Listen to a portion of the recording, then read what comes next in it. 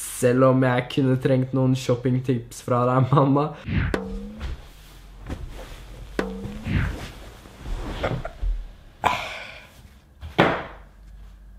Hola!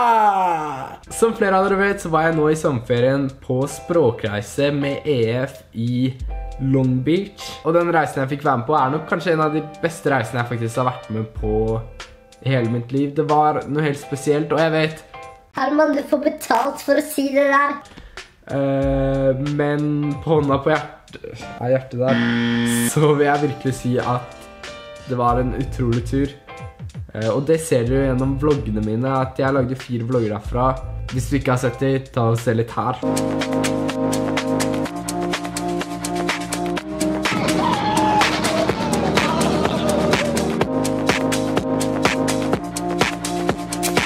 Nei, jeg hadde det virkelig bra i de 4 ukene, og på min forrige video, eller min siste reisevlogg, så spurte jeg i starten om har dere noen spørsmål angående dette med språkreisen? Er det noe jeg ikke har vist i vloggene? Er det bare noe dere har lurt på mens dere har sett vloggene? Så ta og still et spørsmål med #Q&A-EF, og de skal vi svare på i dag.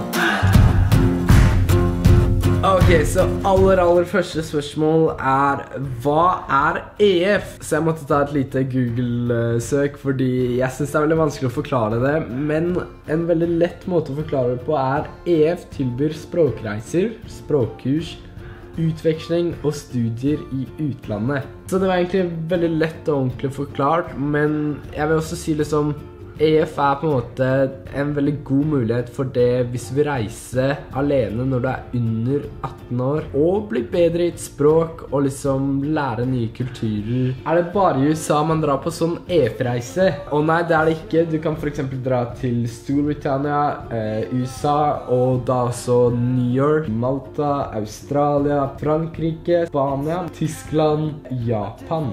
Ble du sliten av alt? Som dere ser i vloggene så skjer det noe hele tiden.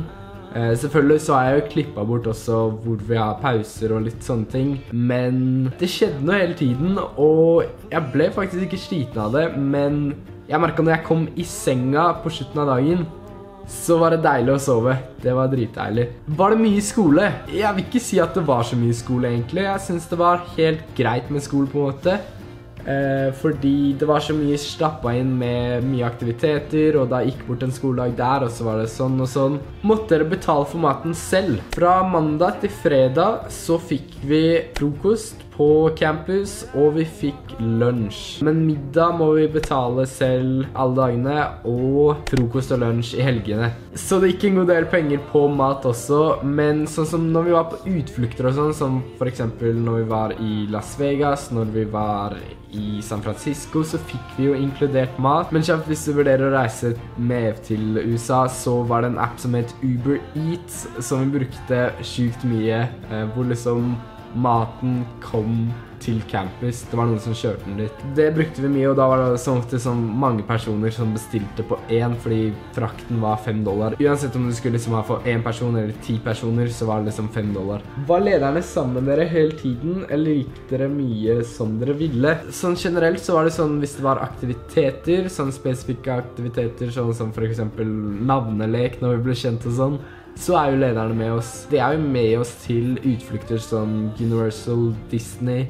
Men når vi kommer til Universal og Disney, så får vi liksom hele dagen for oss selv på en måte. Og sånn generelt når du var på campus og det var fritid, så kunne du liksom gå til Target eller McDonald's eller hvor enn du ville gå en, uten at det skulle være ledere som liksom fotfølgte hvor du gikk en. Så du følte alltid at du var der, men du fikk også mye frihet da. Er det aldersgrense på å reise med EF? Det er det. Jeg tror du må være 10 år. Så det er liksom, når du er 10 til 14, så er det liksom en gruppe som reiser sammen. Og så er det 14 til 17, som også er en gruppe som reiser sammen. Hvor mye lommepenger hadde du med? Og jeg hadde nok med 15 000, tror jeg. Noe cirka der.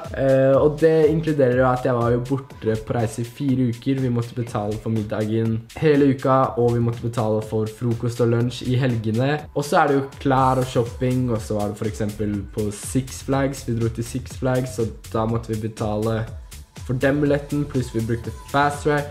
Så det nok sånne ting pengene går til. Var det wifi på campus? Og det var det, men noen ganger merket vi liksom det at man ble koblet ut og inn. Mac'en min, den funket hele tiden, men telefonen ble koblet litt ut og inn. Så man fikk også mulighet for å liksom kjøpe SIM-kort, hvor du liksom fikk enten 4 gigabyte, eller så var det sånn 20 gigabyte. Så jeg brukte nok veldig mye mobildata også sånn generelt til når nettet ikke funket, eller når vi var liksom på utflukter. Reiste med internasjonal, eller med bare nordmenn. Gruppa som reiste fra Gardermoen var jo selvfølgelig bare nordmenn.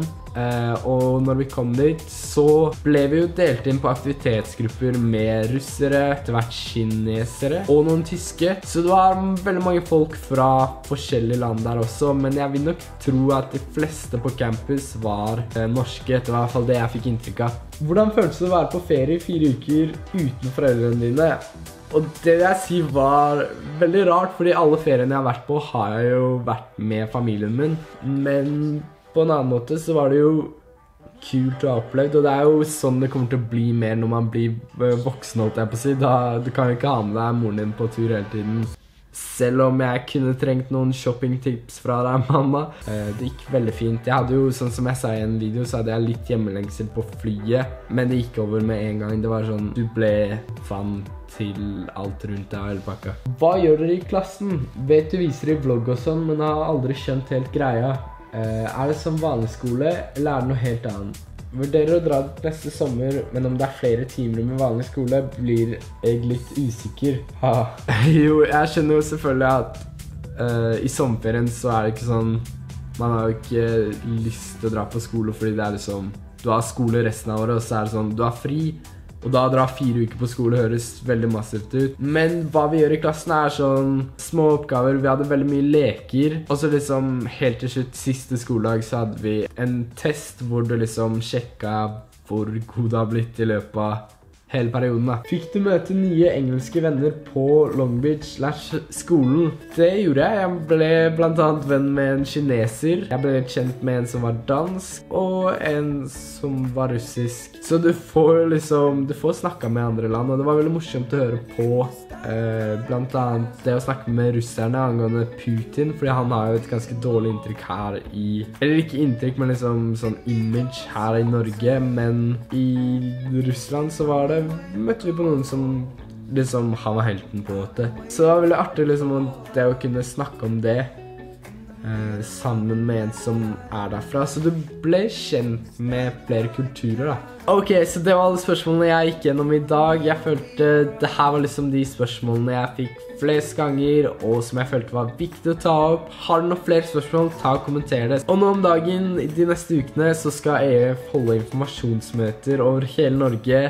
Ta og sjekk ut link i beskrivelsen for å finne en link på liksom hvor du kan dra til et informasjonsmøte og høre mer om hva EF er, hva de tilbyr. Ikke minst hvis du er keen på å reise med EF språkreiser, men vil kanskje vite enda litt mer, selv om du liksom har researchet det mye, så kan du bestille en gratis brosjyre, også link i beskrivelsen, hvor du får mer info, og for så vidt pristilbud og hele pakka. Og hvis du til og med har liksom kommet til det siste steget hvor det er sånn, jeg er veldig keen på å reise på språkreise til neste år, så når du bestiller, så får du 300 kroner avslag når du oppgir navnet mitt, eller hvis du oppgir navnet mitt. Og så helt til slutt så vil jeg veldig gjerne takke EF Norge for å få muligheten til å reise på denne reisen og få en så bra sommer som jeg fikk. Det har virkelig vært en ære å kunne samarbeide med dere.